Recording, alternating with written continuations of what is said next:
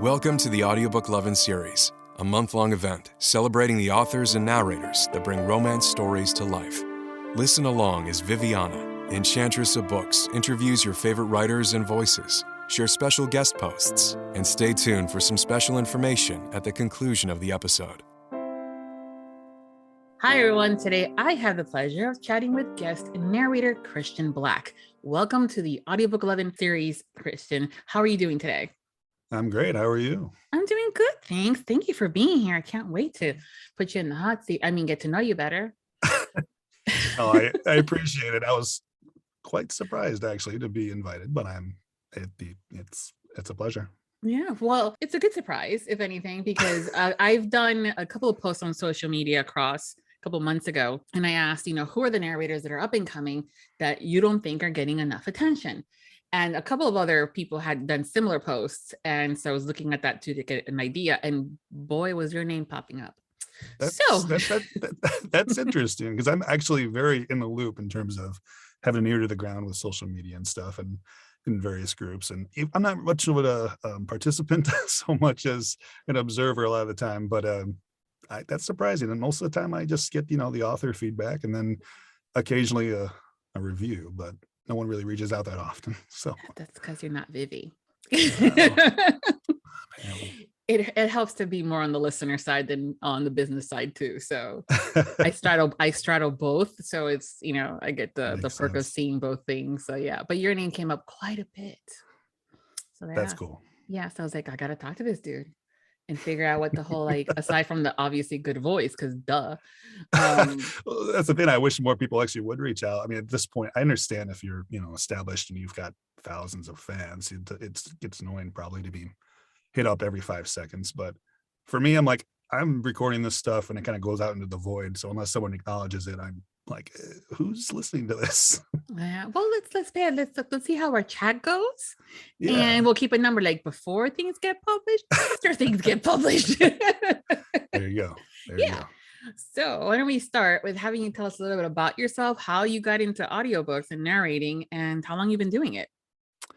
Yeah, so obviously I'm married to Lori West. We kind of started doing the whole independent narration thing around the same time. I've been doing this for about 2 years back. I think the audition process for some of our first books was back in late summer, early fall 2019, before COVID. But I was still working an IT job full time. I didn't do this completely full time until about a year ago, actually. So 1 year in that. I guess to start at the beginning and the whole acting thing. Oh, there's acting too? Okay, cool. Yeah, yes, acting is involved in narration, believe it or not. No, about 20 years or so ago, I was a junior in high school. I did this one act student directed play and the bug got me. I was just like, this is what I want to do. There was this point in that time where I was like, I'm going to go to, college and study theater and I'm going to be on stage, or I'm going to go to, LA and be in films. And that was what I wanted to do. And I was like, that's not realistic for most people, those dreams, I'm like, I got to be a little more practical. So years go on and I end up doing various jobs and eventually land on doing an IT job for about, 6, 7, 8 years ago.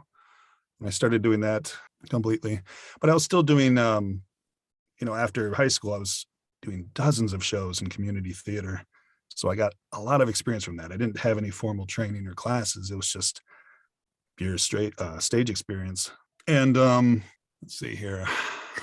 I was also there's a while I was working a second shift job. So doing any of that, there was this 6-year hiatus where I didn't know acting whatsoever. I just missed it. And eventually, once I got into the IT job, I was able to do that again, but it wasn't professional. I wasn't getting, paid for it. It was a lot of good experience from an acting standpoint, but nothing paid. And I was, Lori was she had started, I think about 6, 7 years ago, maybe 8 now. You might imagine that she was doing work with Brilliance Audio.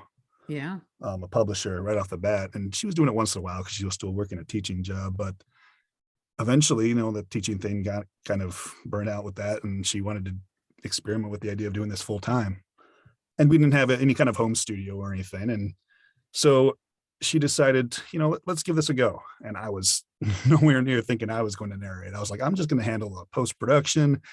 I'll, research everything we need for equipment and sound treating of space and all that. And that's kind of how I got started. I was mostly just kind of her IT guy, the engineer behind everything that she was starting to do independently. And eventually I realized, oh, she's been doing a lot of romance, and there's definitely a call for males involved in that process, especially when there's books that are written dual POV. You got a male and female. And she's like, well, you're an actor. You already know some of the equipment, the recording software and the tech and all that. So why don't you try it?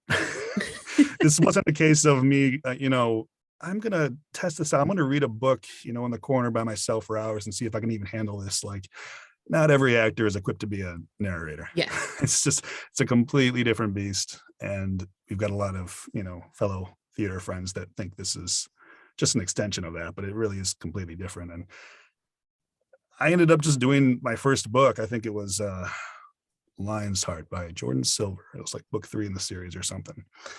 And it was just straight up romance, like in everything you could think of. There's a lot of steam in there, a lot of language, a lot of everything, which I don't have a problem with at all. But I was like, man, trial by fire, I'm going to do all of this right off the bat. And I don't even know, like, if I can handle it. We're like dedicated to doing this book now with an independent author, and boom, there we go. And it wasn't even a 50-50 split on that. I think I ended up doing about 3/4 of the book. It was actually mostly the male POV. And so I'm like, well, I really liked that. Actually, it turned out fine. And, it kept snowballing from there. So yeah, that's kind of where we are now. So gist of it, Lori said, get on the mic and trial by fire. Yep. Yeah, no, when I talked to Lori, she was very nice and said that she was like, hey, I think an author was looking for a male narrator. And she's like, well, my husband can act. And boom, a star is born. And so it was really cool. I'm like, oh, okay, I want to see what his side of the story says and sounds like. Just kidding. Yeah, well, I was like, I don't know what to do. Should I use my real name? And she had a pseudonym, obviously, that she uses. So I'm like, what's mine going to be? And she actually came up with it for me. Yeah, it's a good name. It's a good name. I think people's first impression too, since I mostly narrate romance, is that it's a kind of a play on Christian Grey and 50 Shades. Oh, I didn't even do that. No, you didn't? Okay. I assume most people not. that would make that connection, that's not actually what it was. And I'm not really outing myself here by saying this, but it's basically Christian's my middle name. And then Black is kind of derived, like my last name is kind of a translation roughly derived from that. So it's essentially my middle and last name, but not really. Yeah. No, I love that. It's but then I was like, oh, but this works perfect for romance. Yes, it does. It just also flows nice. Christian Black. Yeah. And I appear at the top of lists if it's alphabetical, generally speaking. It says the girl with the first name V. Yeah, I get it. Yep. I'm always at the end. It's okay. Yeah. But you've been doing this now for, you said about a year, especially full time. Yeah, a year full time, 2 years for, since my very first book, but full time about a year. Yeah, which is again fantastic. I always say goals. When you're able to do stuff like this full time, I'm trying to get there, it blew my mind when I was able to transition to this full time. I was like, we're getting so much work now, largely because of her. I mean, most of the dual books we auditioned, she was kind of like the initial narrator that the author wanted, and they were like, "Do you know a male narrator?" And I just keep joining on that way. Like, hi. Yeah, I mean, almost everything we've done has been dual. There's a couple duets, and then I've got a solo series, sci-fi romance. She on Warriors by Regina Bell. That was the first time I actually auditioned and booked solo work. That's still a work in progress. So that's fantastic. Yeah. So coming from some form of a background as far as acting goes, but not really doing anything with audiobooks before, what did your prep process look like when you got the book? Why are you laughing? Well, because everyone would frown on my initial prep process, which was pretty much non-existent. It was a lot of cold reading and realizing, like the first book I mentioned, in my first book I had recorded, I actually realized halfway through the book that one of the supporting characters was an older man and not like a 20 or 30 something. I was like, crap, I got to go back and record all that again. So I haven't run into the issue of, the incorrect accent. Usually it's been an age thing, but initially I was like, okay, I have to at least skim these a little bit better. I mean, I'm coming from a theater background where I'm used to a set amount of lines for like 1 or 2 characters at most, and I'm memorizing them, and that's it. I don't. We cold read at auditions, but in the audiobook world, it's largely cold reading, but you still have to have a gist of where the story is going, what the characters are like, their ages, their accents, their backgrounds, something like that. So obviously now I try as much as I can to sort of skim speed read it a little bit. I don't necessarily read it word for word. And that's something I think in the community narrators will debate about, how much prep do you put into that? Some people are very loose about it. Others are like, I got to read everything and annotate and write all these notes and stuff. And some for people me, hire. Yeah. Some people I think hire it out. I think whatever works for them. I think it's important to do everything you can to prevent those mistakes in the recording process. So you should know ahead of time. So I just kind of skim and get the idea for which characters are in which chapters, the accents, ages, if they describe their physical attributes as well as their voice. Those are always helpful because I get a good idea then about how I'm going to approach that. And obviously, if I'm working with an indie author, they might have some input in there as well. I haven't worked with publishers yet, and that's kind of one of my goals for either later this year or next year, depending on when it happens. But that's pretty much it. I don't really highlight anything or take just some basic notes. I'll take voice samples once I start going, so I can reference it and remember how they sounded. Because there's been some books where they're like, yes, they're all attractive, hot males with deep voices. I'm like, okay, that's not a lot of variation then from that point out. But you can get really creative with it. The amount of volume you put into it. Are they raspy or smooth sounding? Cadence. Exactly. Mm-hmm. So. Yeah. Have you been asking the authors, or have they already been giving them to you? Because I think now that audio are coming more trendy and popular, authors are starting to realize they have to do some of the legwork as far as providing you guys with the proper information in order to get that stuff. So have you been receiving, and if not, are you asking them for descriptives of like accents and cadence, and if there's any specific kind of pronunciations, especially when it's a specific area in the States or outside, and or my favorite, when they make up words. Yeah, no, I always try to, obviously, if I've skimmed through and seen what the accent is, it's kind of obvious, but I'll still ask, how strong an accent they want. Some people, some authors really want something stronger, and if I'm not confident in it, then I don't want to go overboard. But I try to ask all that information ahead of time if it's not obvious in the manuscript. And obviously, if it's like a fantasy or sci-fi, I need to know the pronunciations of their made-up words. And the author that I'm doing, Regine, who I'm doing the She on Warrior series with, she's really good about providing like a kind of a cheat sheet, so to speak, before each book about here's each one, how it sounds. And I send her all samples of each of the words and she signs off on them. And it's I like that collaborative process where you can make sure stay on top of that stuff, so it doesn't bite me in the butt later. Yeah, well, sometimes when it comes down to these books where there are made up words, or it might be a historical discovery of witches type where they travel backwards in France and things like that. And there's a word and I'm reading it and I'm going blah, blah, blah, blah, blah. Because there's no way in hell I'm going to try to pronounce that. Then I rely on you guys to let me know how to, I'm like, that's how you pronounce that. Oh, okay, cool. Yeah, I guess there's some leeway in the way of made up words in sci-fi or fantasy, because then at least the only person that you might disappoint is the author if you don't get it right. Because it didn't exist before that. Nobody's heard the word. They just read it. But with historical, and landmarks and things that they actually exist, you definitely want to be 100% accurate with those. Yeah. I haven't done a lot of that, but when I do, I mean, and it's not even just, places. I second guess just common words now. Things I've mispronounced all my life, and I didn't realize it until the last 2 years. I started looking up these common words. I'm like, my life has been a lie. This is all wrong. Oh yeah, there's been some fun times happening on TikTok with narrators busting out with how to correctly pronounce a word versus how we've been doing it for and like one of them was like mischievous versus mischievous. Yes, that was I did mischievous my entire life, and I was like, and even more recently in the sci-fi one, I was like, I did these first 4 books saying species instead of species, just a slight difference. But I'm like, I think the second one's actually proper. And yeah.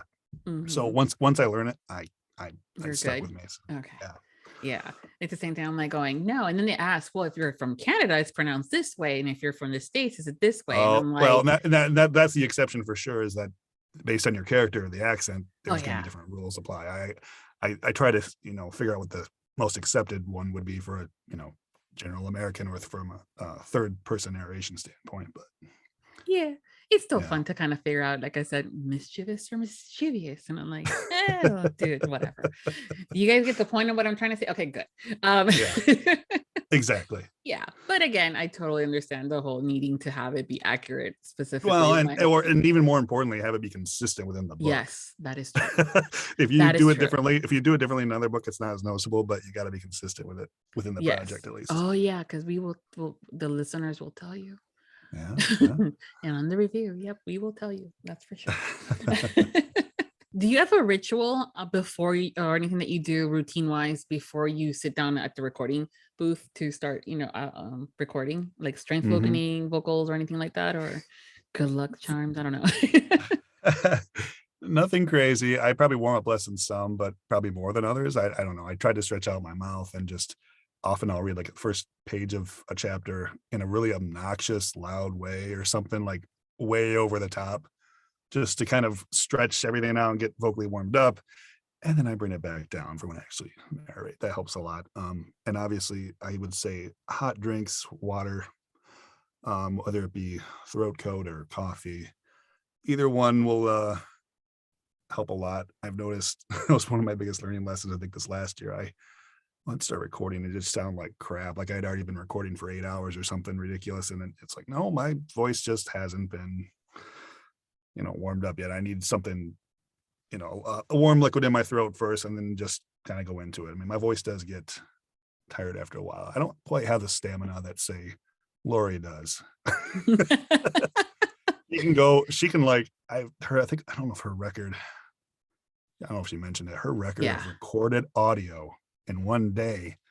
I'm not just talking about time, just recorded audio was like 7 hours. Yeah, she And mentioned that's that. insane. Yeah, it is, because usually it's like maybe 2 hours, 3 hours max. Maybe if that. And I then mean, and then a break for a while, and then maybe go back for another hour. yeah. Yeah. So that's something I'm still trying to get better at and develop in general. Yeah, but you don't want to overdo it. It is like with any kind of muscle. If you overuse it, it's not going to be Yeah. as good the next day. And then Yeah. to sound consistent across the board is important. Yeah, fortunately, I've never like lost my voice. I don't ever push it too far, but I Good. can definitely sometimes tell the quality of my voice from the beginning of the day until the end, and there's a bit of a difference. I think the most important thing is if it gradually deteriorates, that's fine. But if I was to like stop in the middle of a chapter and come back the next day and I sound completely refreshed when the last sentence sounded a little lackluster, then it's going to be very apparent to the listener, and I try to avoid that. Oh yeah, that lovely morning voice that we like sometimes. Oh yeah, if I start recording first in the morning after some tea or coffee, I just sound, and the voice is just deep and resonant. And right now it sounds a little more gravely than normal, but yeah. Yeah, we don't mind. Gravelly. Yeah. And it's also good too that and thank you for that as far as giving us the descriptions, because sometimes people would just go as far as, oh yeah, he has a deep voice. I'm like, yeah, but is it like deep and growly or gravelly, or is it like deep, like echoey and stuff like that? And they're like, it sounds really good and sexy. I'm like, I need to know if it's gravelly or not, kind of a thing, because casting and also for that review. Yeah. Well, and that's something that didn't even develop until later. I got really self-conscious about my voice after the first few books I did because it sounds completely different. Oh yeah, but that's normal.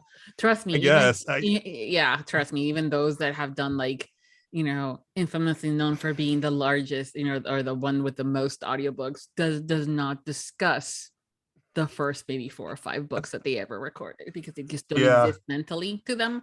So yeah, right. Okay. Like it's interesting. I mean, being from the Midwest, I have that accent naturally, and I didn't think about it. I mean, I did theater with it all the time. I really didn't have a lot of requirements to change my voice that much, but then I was like, well, okay, audiobooks, you got these characters from everywhere, and you've got much more diversity in the types of characters you're playing. And I was like, I gotta kind of make this as region free as possible. Try to get just a solid general American accent where they can't really tell exactly where I'm from. I might get hints of it sometimes, but I got really obsessed with that for a while and it slowed down my productivity, but I feel like the outcome was better. I kind of just had that slightly higher, more nasally sound, Midwestern sound to some of my words in my earlier books. And I was like, okay, no one was complaining about it, but it bothered me. Like I didn't want to hear myself. Yeah, we're our At the worst critics though. I know. And at the time I was like, oh, this sounds great. And then I listened to it like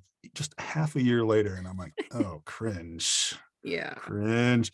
I feel like I've settled into something now that I'm fine with, but you never know. Maybe another 2 years from now, I'm going to be like, oh, that book sucked.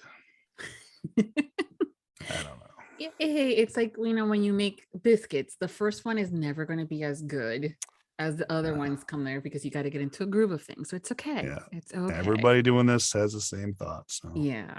And again, we are our worst critics, so I get it. But no, that definitely the accents are really big in audiobooks, whether it is a Southern accent, and then again, being particular, whether it's Texas Southern or Savannah, Georgia Southern or Atlanta, Georgia Southern, all this other accents, and it's going to cross the board. But we are suckers for accents. What is your favorite to perform? It's an interesting question because I would say whatever comes easiest when it comes time to do the work would be my favorite. But in terms of like, oh, this just rolls off the tongue like perfectly and I just love the way it sounds.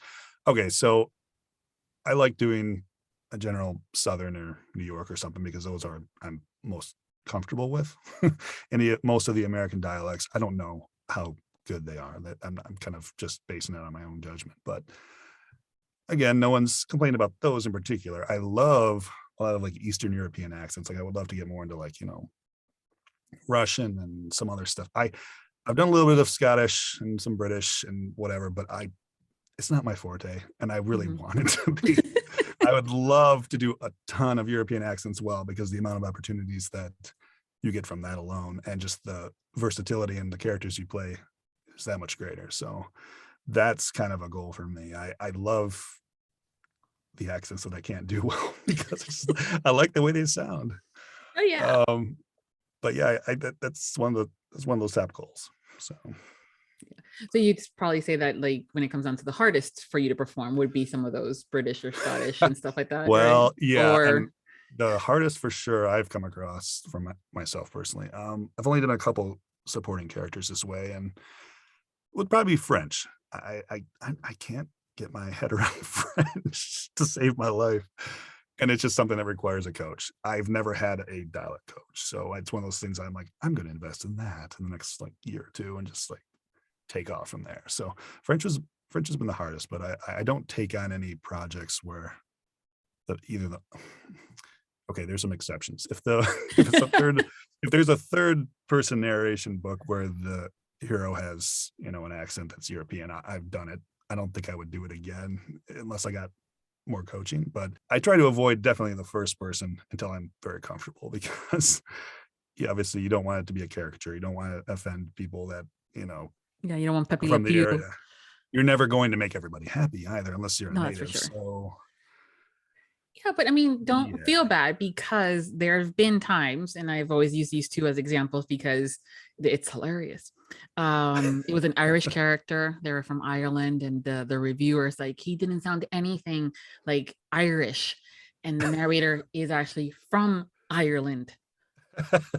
well, that just goes to show you people's preconceived notions about what they think an accent should be. Exactly. We as Americans are absolutely horrible about it sometimes. Yes. Well, I guess every country would be. It's like we don't think we have an accent, and then everything we are exposed to is in the media with TV shows and movies. And so, and plus people move around and they have, different experiences and pick up things from different places. No one has that one container that they're stuck into. They've got everything going into that, where they could have kind of a hybrid.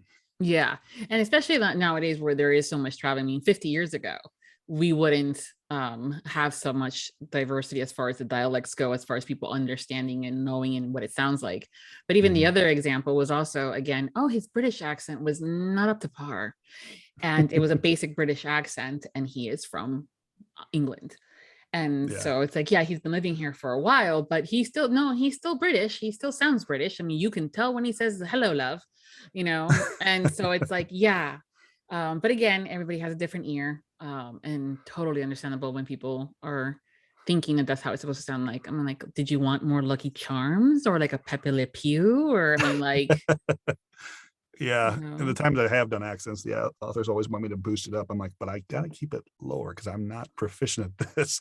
And the more subtle it is, if I just give hints at it, the better it's going to come across to the listener. So, oh yeah, it's I think in this case, a lot of times, regardless of how well it's performed or not, less is more. Because just because there's an accent doesn't mean that the listener is its favorites. I know individuals are like, I hate the British accent, and I'm like, okay.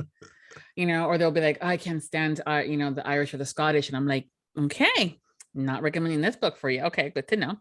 So, but when it's a slight that you can tell, oh, yeah, the way that he said this, or like when they're from Boston, depending on the word, it's always a good thing to kind of figure that out. But yeah. It happens. It's okay. We'll talk again in a couple of years, and then you're going to start talking to me with a British accent. And exactly. Yeah. I'm not going to pull one out of my butt right now because I'd probably, embarrass myself completely, but that's okay. Yeah. I need a few phrases to warm up usually first. Yeah. Like I said, and then a couple, another year or so, I'll have you back, and they're like, so, hey, how's that accent stuff going? And then poof, you're going to bust out into it. There we go. Yeah, Let's hope so. Yeah, no, but in the meantime, a Southern accent is fine and dandy for most of us, so we're good with that. Yeah, like I said, I haven't had any comments about the American accents. It's mostly just like the occasional one for some of the European ones, but fortunately, those have been far and few between and earlier on in the career. So eventually, that will be something that I'll feel more comfortable with. Yeah, and that's okay. And there's some narrators that do absolutely no accents except for maybe a slight Southern. And that's it, or they won't even touch it. They're like, if it has an accent like that, that's specific. Nope. Yeah, and they're some fine with it. Yeah, some are very comfortable with the limited range they might have there. I personally would love to just have crazy range, so that's something I'm striving for. And on the topic of less is more, I mean, the same thing happened when trying to do female voices. Oh yeah, that's the worst, I think, especially for individuals like yourself that have that deeper range. Yeah, well, you almost want to overcompensate. Like, I only have a couple books where I feel like I really kind of went a little too far with it. And it even, you want to get the gist of it, but it's like, I've just learned, less is more as usual, just a little breath under there, maybe just a slight lift, but nothing crazy. Something that I can talk with all day that won't be, hard on my throat. It also not sound absolutely ridiculous. Like, they get it. Yeah, exactly. Valley Girl. The listener is immersed. They don't need you to completely be that. Now there are some narrators that it's almost I can't even talk, indistinguishable, where they can actually almost sound that way, and they're just very talented, but those are kind of far and few between. I think the majority would benefit just from less is more. Yeah, we've had that conversation. I'm like, listen, dude, we don't all sound like California Valley girls, okay? And it's funny because I think I had one review where someone says, oh, he didn't distinguish his females from his males at all. I'm like, I did, but apparently you want me to sound exactly like a female. Oh God, no, we can't. It's impossible. Get a female narrator if that's the case. But if I'm doing, for example, the Regine's books, the Shion Warriors sci-fi romance I'm doing, that is 50-50 female, male, and I'm doing all of it. Oh my goodness. So that was like my best, trial by fire, just learn how to do an entire chapter or an entire half of a book as a female. And it's gotten better over time, but that's how I got over that very quickly. So. Yeah. I mean, again, it's when you have such a deep voice, it's harder to do that lighter, higher mid-range. I mean, and as far as like doing the voice of the opposite sex the best, I think the females have that more down packed because again, they can go lower in the male range. Like, no, there's two that are always like, oh my God, I totally forgot that you're a girl. And I was like totally crushing on you, and it's like, dude, sorry. Yeah. Well, even just not even the gender difference. If I try to voice, I've done one book where I kind of technically voiced high school or college age kid, someone in their late teens, early 20s. I'm like, I can only do so much. I'm going to try to get it younger sounding without doing something stupid, but I've got limits there. I settled into the late 20s, 30s, 40s pretty comfortably, and then I can age up much more easily than I can age down. There's a range, yeah. But I had friends that were like 18, 20, and 21 that had that deep. All of a sudden, they went from talking up to talk. I'm like, damn. Yeah. So it's like when people are like, oh, he sounds too like gruff, like too much older. I'm like going, I had friends that sounded That's lower true. range than him. That's true. They're basing it on probably their just own personal experiences, but there are some people that even at a young age have some really deep voices. I'm sure they're going it with like Saved by the Bell concept. Or what they sound like. And I'm like, listen, the lockers were not ever that big in high school. I'm sorry. And we never had a cool place like that to hang out after school. So no, the voice is the same thing. Yep. So we have a lot of different kind of characters that the authors write. And then now you're going to be performing and playing these characters. Do you have a favorite type of character to play? I gotta say, I like the dark brooding types. I think I just lend to that the best. I mean, I'll play like, the sweet cowboy, the romantic sweet cowboy and stuff, that too. That's fine. But I really just like people that have I guess part of it depends on the writing style. I really nothing is better for me than a first person, a lot of inner monologue, not just, the typical narration and dialogue, but lots of inner monologue. You have those sections in italics where they're like thinking something, but then say something completely different right afterwards to another character. It reminds me of Dexter. We're rewatching that. Oh, love it. I love Dexter. But I just love the moments where he's like, I got this inner thought, and then he just says something completely different. The opposite of what he's thinking. I just love getting in their minds. And so anyone that's struggling with something, and especially those moments in the climax of a book where maybe it's a character with PTSD or some other emotional thing that they're trying to get over, and they just kind of just launch out and have an outburst or whatever. I just love those moments. Those are just cathartic. As an actor, those are the ones I live for, whether it be a good thing or a sad thing, doesn't matter. It's just, it's visceral. Yeah. That's so as long as the emotion is there. Yeah. It's good. I mean, those are kind of things that when it comes down to the type of character, there is so much different volumes. Like I said, anything from the romantic comedy to, the mobster hitman kind of a thing. Yeah, I like one with humor too. If it's a dark character, if they have some humor, that helps. I haven't done really a lot of or any romantic comedies per se, not something that was explicitly that, but I would love to do more of that. I think comedic characters. But yeah, I guess my bread and butter still seems to be the dark brooding type. So yeah, hey, you'll get a bunch of other ones to watch. It starts off, you kind of start in one area, and then there's something that you say or someone hears an interview with you and he's actually funny. And then like, oh, he's good for this romantic. Oh, I love his laugh. He should do this, so it's always stuff like that. Well, yeah. And it comes from my theater background too. I did so many shows where I was kind of typecast as like the antagonist so often, which I think is probably why I am more suited for those types of roles too, like the anti-hero or whatever. But I on occasion I would do, the good sweet guy, and I like the variety, I guess, in the end. So what's your favorite part of narrating romance? Favorite part of it? Yeah. See, when I first started, I didn't think I was going to do romance. I just thought I was going to take whatever, whether it be nonfiction or I don't know what I was going to do. I just wanted to do audiobooks, and realizing that I kind of got immediately put in that based on working with Lori and what the requirements were. I realized, I really like doing romance. I mean, because there's so much variety in the stories, and at the end of the day, it's it gets a bad rap. The reputation is not what it should be.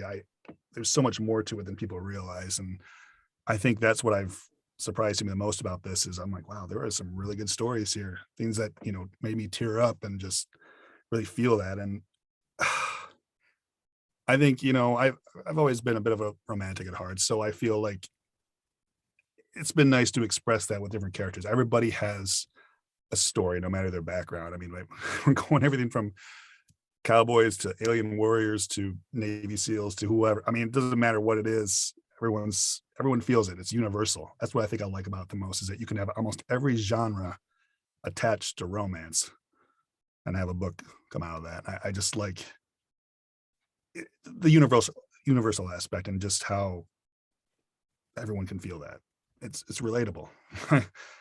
So it's easy to connect to regardless of what the book is, regardless of the subgenre and their background. Have you gotten accustomed to all the spicy scenes and stuff like that, and having to vocalize that stuff. Yeah, that never bothered me. It was funny when I first met Lori. She'd already done a few romances, and she actually shared one of her scenes with me. I was like, this is how she knows she's in love with me. She's comfortable sharing her doing a steamy scene, because she wouldn't share that with anybody else almost. I was like, I'm doing a sex scene and I'm going to share this with a stranger. No. So I was like, oh, she's comfortable with me then if she's doing that. And I just, we were laughing about it and whatever, but no, I don't have any, problem with it. I think it's important to, I think, from the headspace of not only the author, but for the characters, this is very real. And this is, this is what they want. And this, it doesn't, I keep my opinion out of it completely and just become them and just, yeah. Yeah. What was the question? Well, because some of the scenes, I mean, depending on the kind of book that you get, can be a fade to black scene where the hot and heaviest is that they start making out and then fade to black, close the door kind of a thing. And then there's some where the whips and the chains come out and you're going, okay. And you realize, did not know I had a kink, but okay, thank you. No, and it's interesting. There are definitely, I've read somewhere, I'm like, oh, this kind of, I can relate to this, or this turns me on, or whatever. That does happen. Most of the books I've done, they've had explicit scenes. We've, some every other chapter, some maybe once in the book, but only a few have been sort of the fade to black. I'm like, okay, there's maybe 4 books I've done that I'm like, I can share this with my family, right? No, then they'll Google you and then they get the other book and you're going, oh no, mom, no, not that one. I've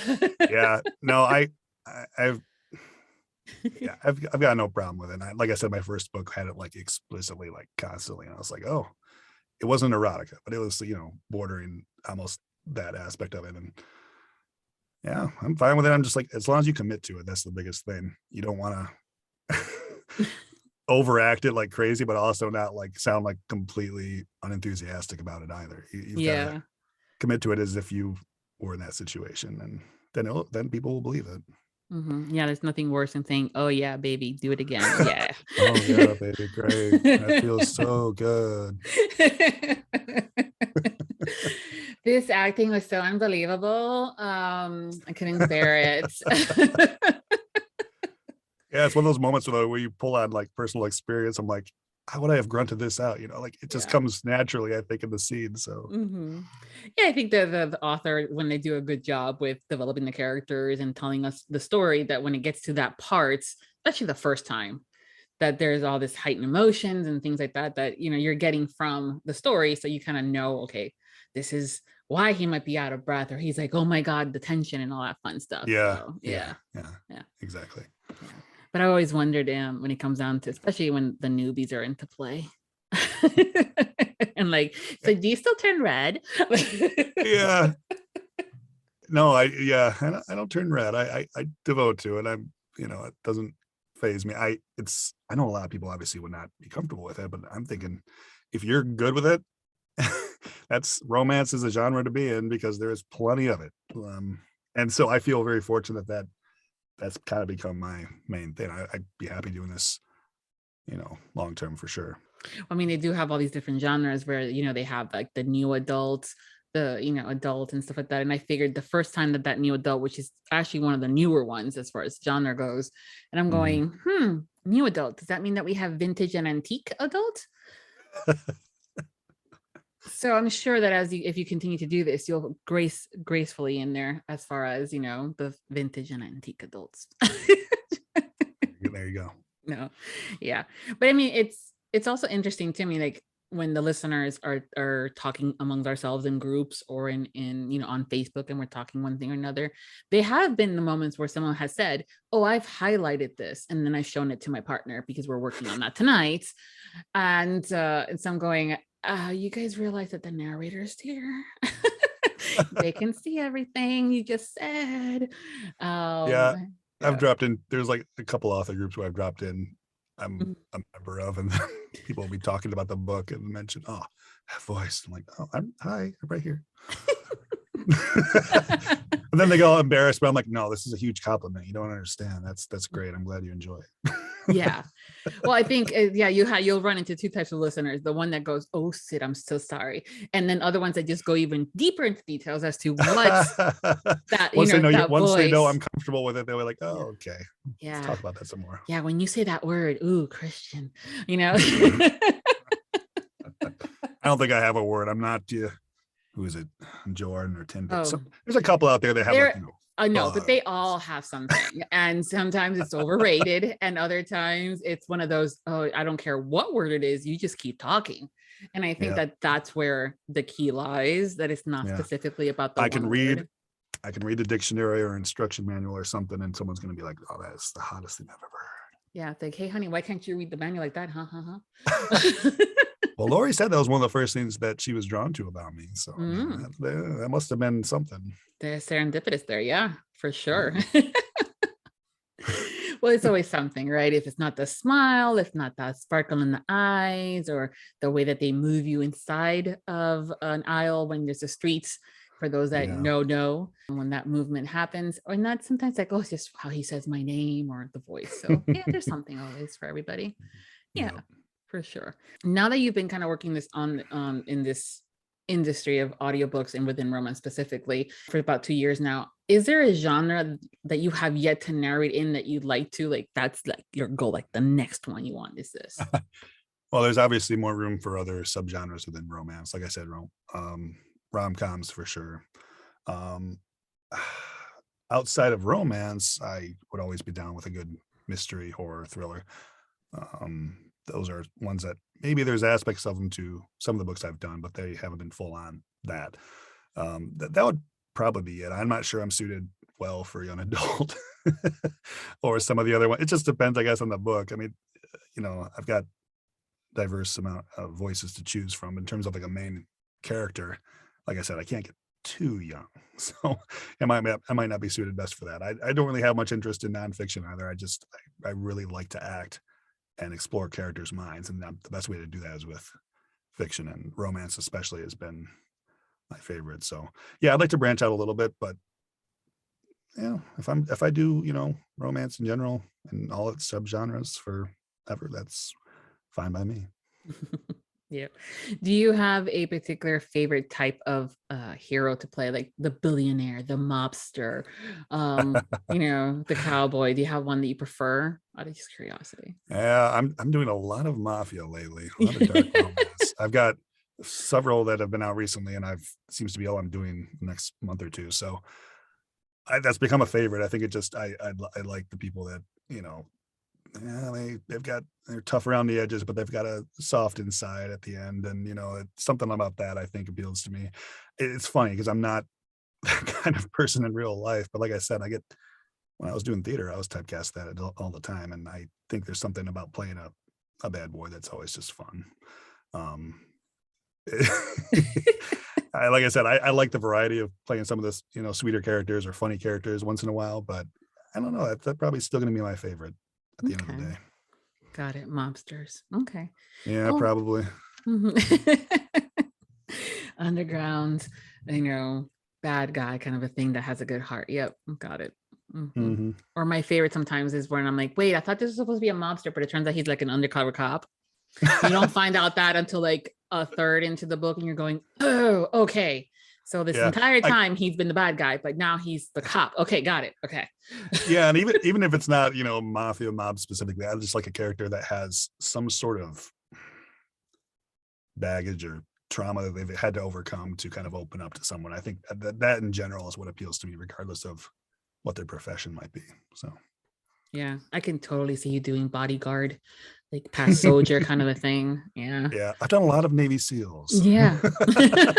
See, some with PTSD and stuff. So like, it's been interesting to play a lot of those.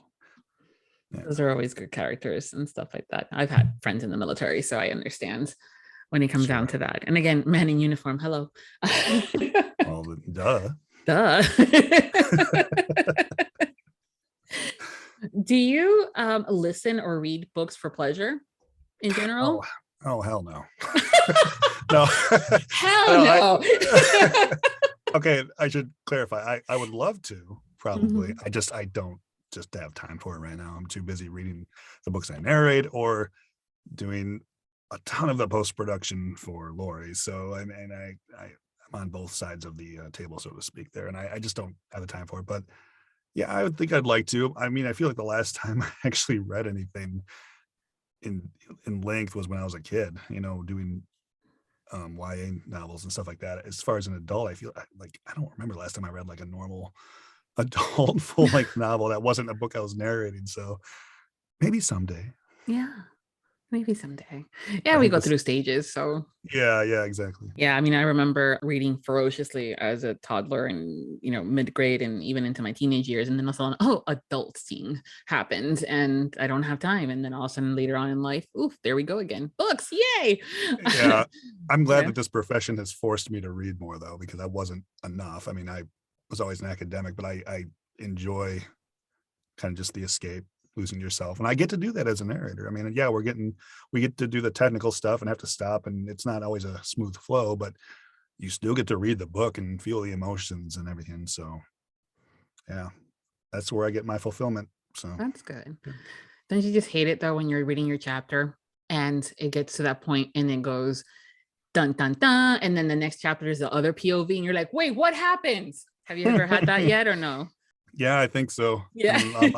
If it's like a book like Lori and I am working on, I'll Swap notes. finish a chapter. Yeah. Well, I've usually skimmed through her chapters a little bit already to know what the context is, so that when my chapter starts, I'm not out of the loop. But I try to refresh on it, and I'll be like, okay, what happened here? So, what was the aftermath of what just? And yeah, You were a there's dick.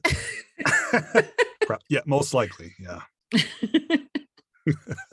But that always happens to me, and I can only imagine, because as a reader we get to see the next chapter. It's very smoothly, chapter 5, but you guys are going in between, especially when they change the POV. That's what we're going. I'll typically finish the chapter and then I'll just like skim over hers, the next one, and be like, okay, this happened, and then I'll resume and I'm like, okay, I don't feel completely out of the loop, I know what happened, now I can commit to my job. Yeah, it's one of those things. Even when we're listening stuff, we're like, he said what? Oh, he's such a jackass. Don't forgive him. Why are you forgiving? So like, yeah, like, why did they suddenly break up? I missed something there. Yeah, exactly. You're like, wait, they broke up? What did he do now? Yeah, he'll come back in the end. He'll come around. He'll figure it out. He'll realize how lucky he is, all that fun stuff. Exactly. Yeah. So even though you've been really busy between recording your own books and doing the editing for Lori and stuff like that, when you're not working, what do you do for fun? Yeah, my definition of fun, I think Lori thinks, is absolutely crazy, but I love working around the house. I like want to come over, I have stuff to do. Yeah, right.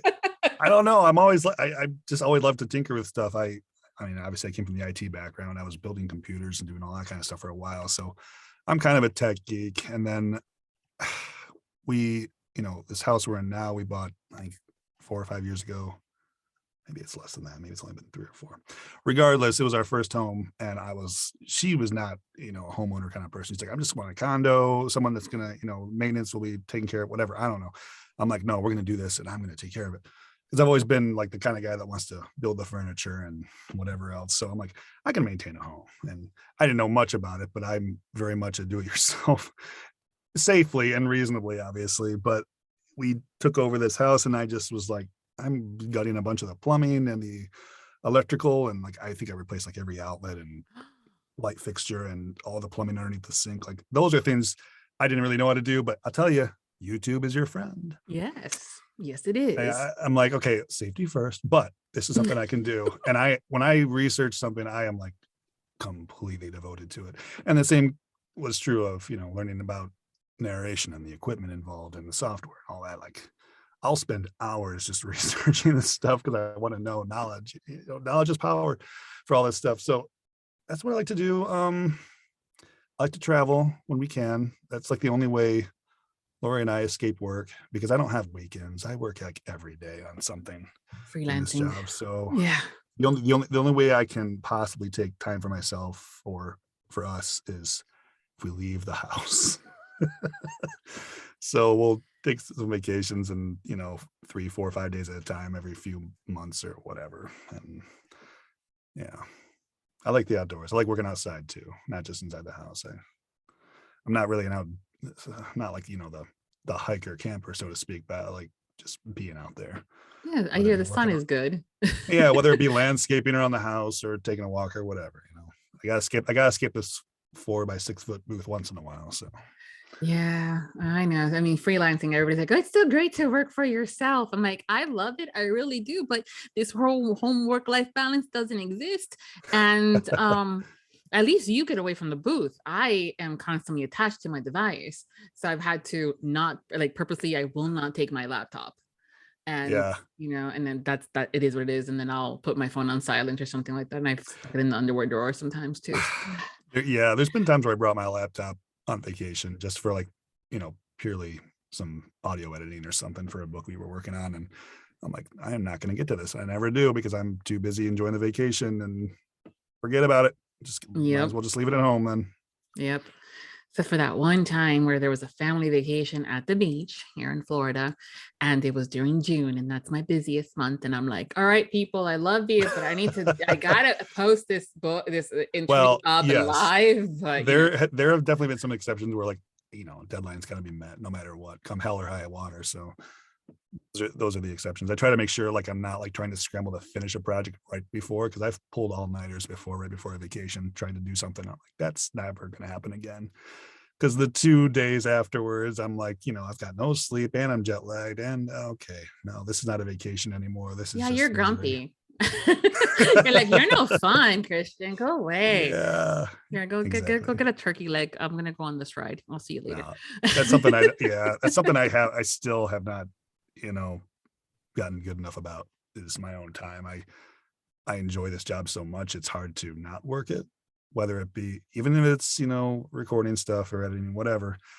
I enjoy it and I don't give myself enough of a break. And yeah, I think part of it's just the nature of the work, the amount of the It ebbs volume and of work. flows, yeah. The volume of work coming in has been so large. I've been constantly trying to like stay ahead of it. It's been rough. I mean, early on a year ago, I did catch COVID during, and it was right. I mean, I had already started booking up several projects with Lori at that point, and they got contracted deadlines and stuff, and I was out hard, like for sure, at least 3 weeks. I had like a Oh, fractured rib from dry heaving and coughing. oh my The whole, goodness. yeah, it got me good. Like I wasn't hospitalized, but it was like I was one step away from it, I think. And then even after that, I was like, the week or two after that, I was still trying to record finally, but then I'd be like having a coughing fit every 5 minutes, and it was not productive at all. So that kind of set some things back. And most authors have been obviously amazing about that, but we lost a couple in the process just because of the nature of it. People that have got a strict deadline. If it isn't met, it isn't met, then they'll find someone else. But Yeah. we've been fortunate that most of the experiences we've had have been very good, and we've been able to continue to cultivate and grow this whole self-employed business. The other thing too, I think that most freelancers, and myself included, are always worried about is if I say no or I book my me time, then I'm going to lose a client or I'm going to not get booked, and then Yeah. I'm going to have all this, lull of a time. I've learned that that's okay, because when I do have it, I get to learn something new and add a skill set to myself. Exactly. But also I'm going, I need to pinch my pennies because learning is not, money's not Well, coming in. it was scary. We both went from reliable jobs in terms Oh of yeah. like a consistent paycheck, I expected this amount per month, to, hey, we have to audition and ask for a certain amount per book and make sure that we can maintain that consistently in order to pay our bills. And that's scary to jump into a full time if you're not sure. So that's why kind of like she went into it full time first, and I was still working my other job and had all the benefits and whatever. And then once we realized, oh, this is months or even a year later, this is still consistent and it's continuing to grow. It's like it's a little bit of a leap of faith, but it really was like we did it cautiously, and then once we knew for sure, we went into a full force. But yeah, it's scary at first. You'll get better at scheduling. You'll figure out more of a rhythm and things like that Yeah, as time progresses. that's the biggest thing. I learned very quickly how to do the job, but the biggest lesson was learning my limits and how long it would take me to complete things, especially since I'm not just narrating and I am doing so much of the post-production work and stuff like that, Mhm. which is another reason why, hey, pay someone else to do it, outsource that stuff. So we continue to learn lessons I want to say every month, week, but really it's every day. Yeah, there's always stuff. I mean, that's definitely a conversation that it's like, oh yeah, I when I see projects and I'm like, oh, that looks like so much fun because I'm also a do-it-yourself kind of a girl. And Yeah. I will learn and I'll become a SME on it. But I've learned that my time is also very valuable to me.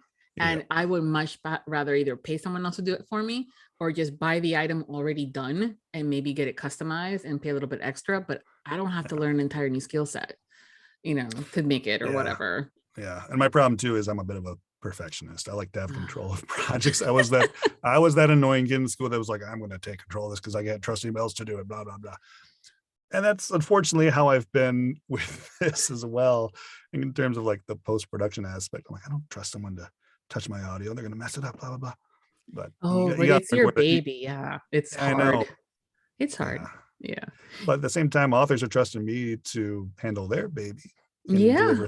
And so, I mean, they're not going to do it themselves. They hire me. So the same thing has to be done at the end for me as well. Yeah, you'll get there. It's a conversation that has to happen with yourself and other people. And, they'll tell you just Yeah. hire someone and, you'll go from there. Yeah. It'll happen. No Yeah. worries. We've got some good resources for that. We've used other, editors and proofers. And we use proofers because we shouldn't be doing that ourselves anyway. But yeah, it's something I'm continuing to get out of because I might not be quite as efficient as Lori in the booth because she records like, I don't know, Yeah. You saying like every hour 7 of hours. audio. It Yeah. only takes her, well, for her on average, it's like every hour of audio. It only takes her an hour and a half to 2, which is like Yeah. top tier. That's like the best any professional is probably going to do. I'm longer. I'm not going to say exactly how much. That's what she but said. that's also just Yeah. Classic. I was waiting for one to come up. Perfect. Yes. I was waiting for an in. Thank you. We finally had to get one out there. Yeah, I did. Yeah. So it's kind of all professional. Yeah. So no, it's yeah. You were saying that with Lori, she has that's the average. I think they always try to calculate. There's an entire mathematical equation out there that does. Oh yeah. That depending on the hour and the words and this, and I'm going, I have allergies in mathematics. Very grateful for the individual that took their time to explain to me how and insert stuff. But then I would like, okay, so they're gonna need 30 minutes to do this one scene. And so I booked the 30 minutes. I get everything there because I was a production manager. And they get in the booth. They're like, okay, are we ready to record? Yeah, okay, press record. And 5 minutes. It took them 5 fucking minutes to do that one scene. And I'm going, but I booked you guys 30 minutes because the formula said. See, that formula sounds like it's me. And then the 5 minutes would be Lori. Yeah. Well, they just, with experience, like with anything, I mean, oh yeah. Dicing a tomato when you're in culinary school versus after you graduate is totally different. Oh yeah. I mean, I'm definitely too nitpicky in the booth still. And that's something I'm trying to get past. Lori can cold read like nobody's business and, her voice doesn't go quite as quickly or whatever else, but still time is money. And when you're doing audiobooks, you can't be nitpicking every line and how you're going to deliver it. That's where the theater background comes to bite you in the butt. Cause it's like, oh, I'm going to rehearse these lines. No, you can't do that. You gotta go through. Yes, you're going to stop when the inflection is way off or you've screwed up the character's voice or whatever, but you got to keep going. Keep going. Yeah. You got to stop comparing yourself to Lori. Yeah. Exactly. Yeah. Precisely. Yes. So what is your favorite holiday and why? Holiday. Mm-hmm. It's going to be something in the fall because I like the season. Fall is my favorite for sure. I don't mind the winter and stuff. So, things around Halloween, Thanksgiving, Christmas. I guess I like Halloween the best. I don't know.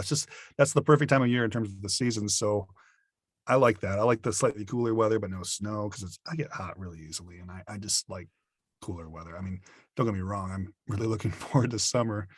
Here in Michigan, you never know what you're going to get. So it's going from like, oh, here's spring, but no, just kidding. It's winter again. Oh, great.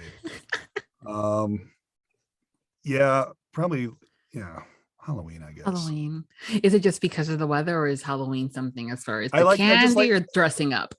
I think the dressing up, the different, Mhm, I mean, that's the whole acting element, I guess, is why I liked it. So mhm. yeah, I've got fond memories of that as a kid. So that's kind of what, I mean, I do that for, I have good memories from it, all the holidays, but that one sticks out. Yeah. So that's good. Okay. Um, what's your favorite snack? Uh, I'm a sucker for salty foods. Mhm. I don't have, I don't have much of a sweet tooth, but I don't know, salt, which is not something I should have too much of, but I don't know. I don't think I have a particular specific snack, just something salty. Hmm. Are you more like the nuts kind or like the chips kind, like crunchy or non? Uh, yeah, crunchy, probably more of a chip person if I'm gonna, yeah. Got it. And then just in case we ever get to hang out in live, I know how to have a goodie Yeah, bag just for give you. me a bag of chips and we're good to go. Yeah. Yeah. Well, speaking about getting together and stuff like that, are you doing any conventions coming up or anything like that? Because those are coming fast and furious in the real world now. People are like, oh, we can Yeah, people, you well, that's the know? thing, right? Like I started during the midst of COVID, not because of COVID, but just coincidentally before it, and anything that we would have gone to, the Got canceled. combination, yeah, exactly. Plus, I mean, I'm still new to this, and I'm like, no one's gonna know me. I don't care. Like, it's more from a networking aspect. I think nothing was really planned. I mean, I see Lori mentioned the whole Allure in Chicago as a possibility, so we maybe we're talking about it. So that could be a possibility. I've been trying to get to APAC too, but that's also been kind of virtual. Yeah, that's Um, definitely been more that's virtual. one, yeah, and that one is one I'd like to get to in person if possible. I'd like to, meet people from the various publisher houses. I mean, any successful narrators already worked with several of them, and I'm still doing independent work, which I love that certain aspects of that. But I know I'd like to branch out, and that would be Yeah. one thing I'd like to It's a do. different experience for sure. Yeah, And you might end up realizing, oh, I love my indies more, just because of I, how I, certain things are done. I'm I'm not very much saying an anything, but yeah. no, yeah, no, I'm very much an introvert, so Oh, going to these things is not something that comes naturally to me. I would say, really? yeah, no, I'd say Lori is more of the extrovert in the relationship, but I think she would argue otherwise. She'd say I'm more of an extrovert than I am because I mean, I get up on stage all the time and I I can talk, know. like, but I don't know. I think when you've got a persona as an audiobook narrator that is relatively secretive, you kind of end up like, oh, I gotta really like show myself. It's not just my voice anymore. So, but I don't mind that. I think eventually it's one of those things I'm not purposely trying to hide. It's just one of those things where it's more of a branding thing. And I would love to obviously meet some of the authors I've worked with if they ever appear at those, which not a lot of them I think would have. There's a handful probably that would appear there, but other narrators get to net from that aspect and just yeah, sounds like a good time. If you're gonna do this for a living, you might as well be with the people that Yeah, be are with the doing people this with that you. get it. Yeah, no, I think Yeah, that that's what I was talking when it came down to the allure specifically, is it's specific just for audiobooks, whereas some of the other events that are conventions or book signings, it's about books, or they'll be specific about romance, and then, oh yeah, we happen to have invited a couple of narrators, fill in the blank. This yeah, one that's is going to true. be completely about, you have to have audiobooks, so if you're an author, you already know what the process is, or list, have love the Yeah, process of the fact that you have audiobooks out and you're the narrator, so that side of things. So it's a lot, there's going to be a lot of networking opportunities, and getting to get to the fans too, because as much as I think this is one of the things that we love about social media, is we can, like, I can say, oh my god, I'm starting a book that you're narrating, and can send you that little notes, and I'm like, oh my god, that emotional thing when the dog almost died, yeah, that one, oh my god, you know um yeah, yeah. yeah. Like I said, I mean, I mean, Lori's got a ton more credits than I do. She probably has more of a, you know, she's more probably known, or people reckon. Stop. No, no, it's just pure numbers. I mean, granted you've interviewed people that have less than I do at this point when you first interviewed them, but I mean, it's one of those things where for me it would be more networking. I don't expect people necessarily recognize me, but it's one of those things that I would love to do, and hopefully soon, if Allure works out, that would be Yeah. great. Well, yeah. Well, definitely. I'll make sure to bring some chips if I find out that you're actually going. I'll make sure I'll have a Christian good bag of goodies there and stuff like that. So, There we go. because as an introvert, as I am myself, people are like, "You're an introvert." I'm like, "Yeah, I'm actually an introvert, but I'm a social extrovert. But I will disappear to recoup for a couple, or when I'm done with the event, I will stay home for a week and a half, just recuperating my energy because I'm like having to be on a lot." And so I totally get it. Well, I look forward to that aspect of it too, just because you're so lonely in a booth all the time. Like I've got Lori to talk to and she gets it, but it's like we're both kind of just confined here. So we would enjoy that. I think it would be fun. I don't know if you guys go, it's going to be fun. So we'll see. Well, I'll see like, what else does he like to do that I can say in Chicago or stuff that he can go.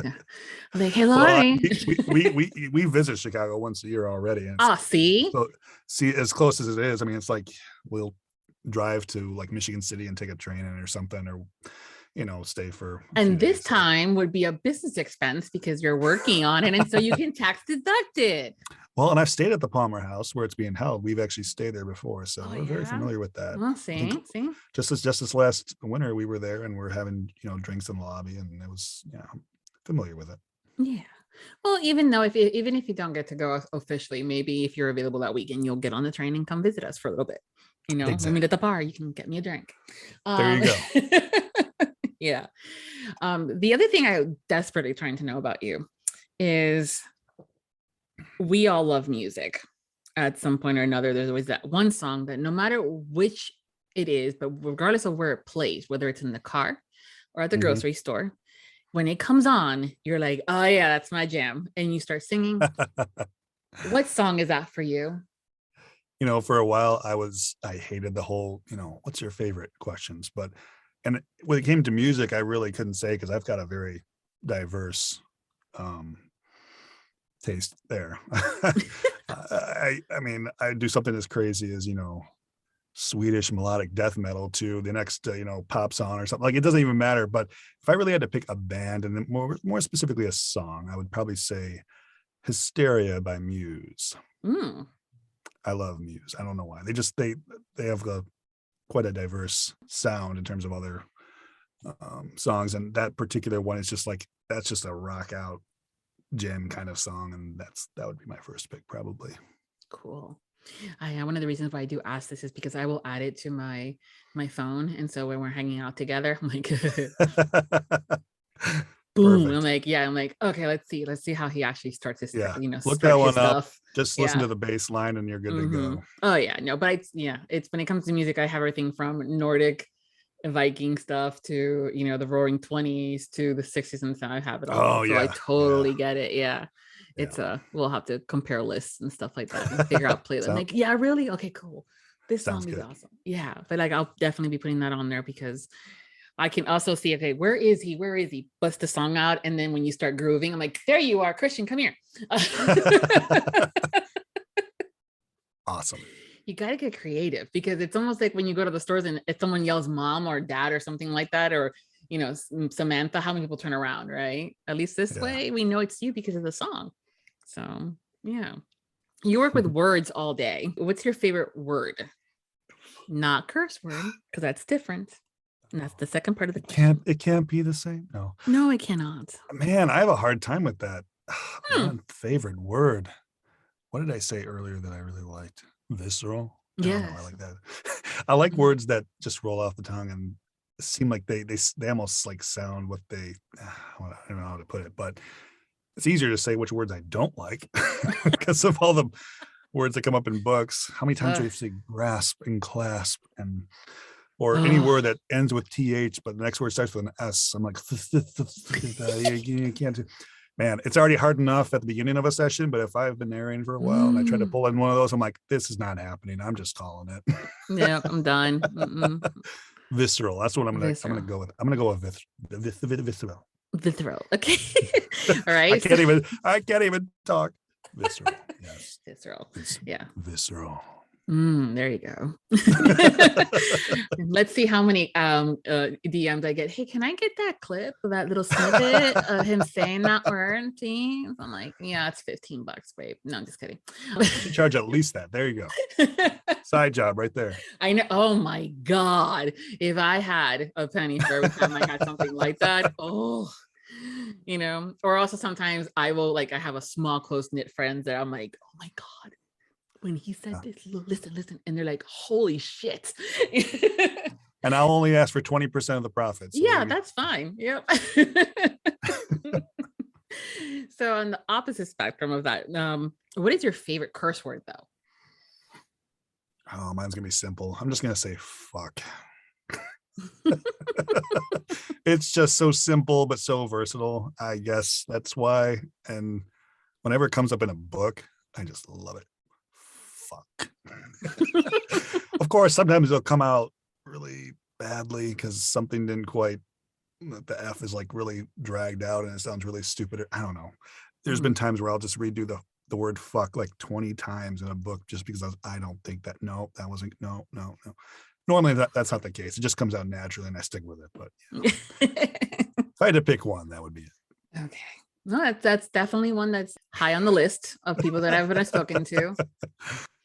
And what's the weirdest one you've had? Not weirdest, but probably the most unexpected or unusual. I think it's been one of those where it was a Polish word. That so they grew up. Yeah, it was from that perspective because I'm bilingual, so I know this from a Spanish perspective. Sure. Those come out a lot, especially when I'm pissed. Or you said something really stupid. I just gotta rib you. But the one, I think it was a Polish one that they're apparently a grandmother would say or something like that, and then they did not know what it meant until they got older and they Googled it and they're like, "Ooh, grandma."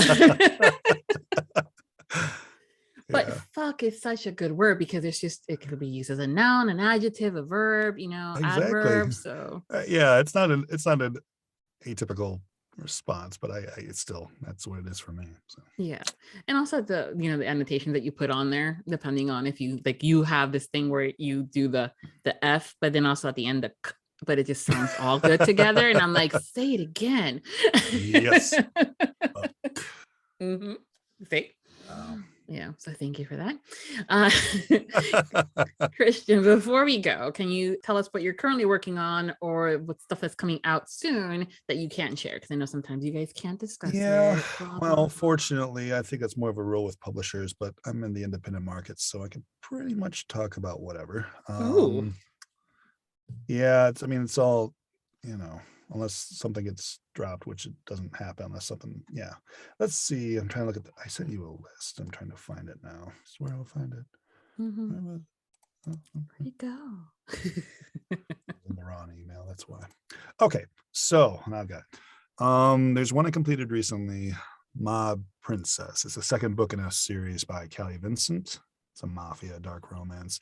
I'm actually surprised it's not out yet. Usually ACX will take about a week or two to release them, and that's about a week ago. So it could be out as soon as this interview's over. I don't know. Otherwise, probably within a week. And that's the second book in a 3-book series. Don't jinx it. What? No, it is though. Okay. Don't jinx it. I'm just saying, it's taking some of them 30 days or more. Well, the third book probably won't be ready till June, July anyway. But yeah, that's one of those ones where it's each book ends with a cliffhanger and you want to probably read the entire thing. I've got a couple of books by Danny Hoots, Last of the Gargoyles, books 2 and 3. That was actually one of the first books I did. And after 2 years, we're finally getting to the last 2 in that trilogy. It's more of an urban fantasy. It's not strictly a romance. It's probably the cleanest stuff I've recorded. So that's coming out. Obviously, I've got that ongoing sci-fi series by Regina Bell, Shion Wars. There's the book 5 and book 6, which is Chaos and Varnog. Those are pretty lengthy books, 8 or 9 hours a piece. And again, those are me doing the entire thing, male and female point of view. So those are a beast. Those are sci-fi's like that, I guess. I like sci-fi. I'm definitely a sci-fi geek versus a fantasy geek. So I like that, but they are super difficult.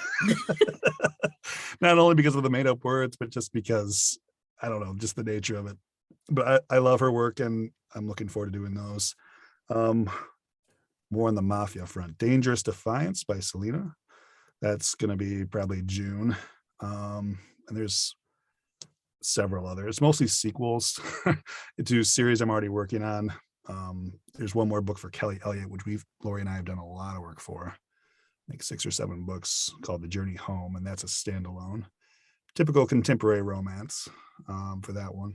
And there's a few others more in July, August that are probably coming down the pipeline. But yeah, I don't have a lot booked out beyond that. I'm pretty much booked out I'm usually booked out 3 or 4 months at a time. And I know there's some that are coming out maybe 2023.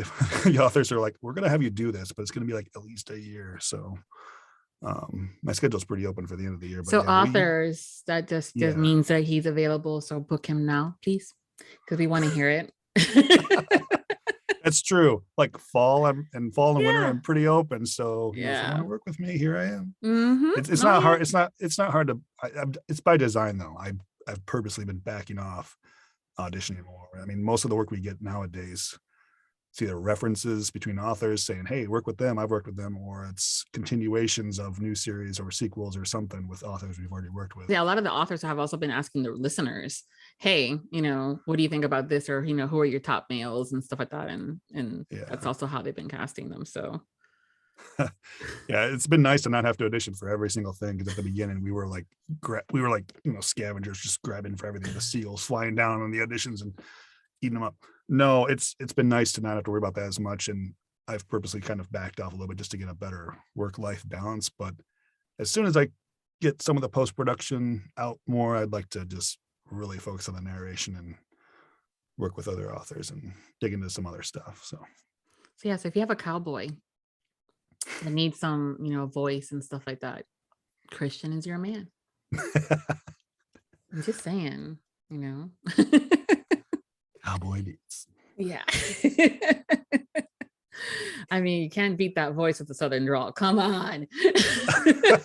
I don't know how it sounds. I mean, I just do a general like Texan Yeah. accent. I don't really know how. I mean, that's the thing about New York or Southern. I have a very general way of doing it, but I'm not quite so skilled to pinpoint exact specific regional dialects and narrow it on that. I mean, with some time and practice, obviously I can, but I've kind of fallen back to just generalizations for the most part.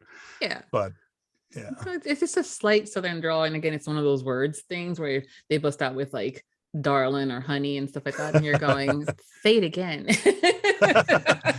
Well, and that's what I like about Southern too, is that you get to drop some of the typical, consonants and stuff at the end of words, where I'm doing third person narration and I'm trying to make sure I, pronounce every single word as precisely as possible without sounding robotic. Obviously, you would still want to sound natural, but there is an advantage about accents and the way that some of those rules you can kind of let go. And that's the thing I like the most, is I want to make sure everything I do sounds natural, realistic. Yeah. I don't want to be just reading, and I want it to sound like they're hearing an actual person carrying on a conversation. Yeah, no, totally understand. Yeah. We like that. That's also why we're not happy with this whole AI thing going on, but that's a conversation over drinks. Oh, right. Yeah, for another time. I don't see that ever being a big issue. It's funny how it's come up. Yeah, me neither, honestly. I mean, I understand the author's appeal if they want to save some money sometimes, but even then, I think most authors would be like, I still don't want to sacrifice that. And listeners aren't going to be on board with that. They want the human connection. That's what storytelling's all about. So. Yeah, exactly. And also be able to, if you are on social media and stuff like that, to be able to say, oh my God, that book was so awesome. And have you have that conversation and stuff like that. Exactly. You miss out on that completely if you got some AI voice doing it. So. Oh, absolutely. Because that's again, like I said, another conversation. But yeah. So definitely think. But thank you so much, Christian, for being part of this year's Audiobook Lovin Series. I appreciate you and your time.